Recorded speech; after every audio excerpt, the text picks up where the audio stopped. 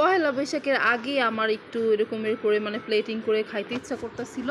তো আমি আর কি করবো, আমিও সেরকম করে সব গুছায় মুছায় নিয়ে নিলাম গাইস। এইখানে নিয়েছিলাম রুই মাছ ভাজা আর একটা সবজি, পাশাপাশি আমি ভর্তা বানিয়েছিলাম গাইস। একটা ছিল আলু ভর্তা আর একটা ছিল তোমার চিংড়ি মাছের ভর্তা, আর পাশাপাশি আমি একটা লাল মরিচ নিয়েছি, দেখতেই পারতেছো।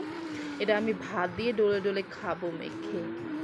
আর হচ্ছে এক টুকরা লেবু নিলাম গাইস, এরকম করে সুন্দর করে প্লেটিং করে নিলাম।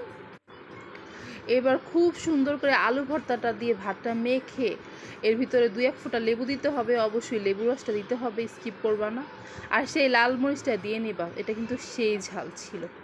তো এটা দিয়ে একটা সুন্দর করে একটা বড় একটা লোকমা নিবা, ব্যাস।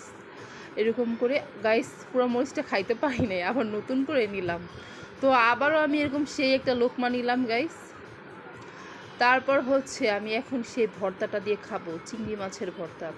এটা এত মজার ছিল যা বলার বাহিরে। তো পহেলা বৈশাখের আগে একটু বৈশাখ বৈশাখ ফিল নিলাম, এই আর কি। তোমরাও ট্রাই করো। টাটা।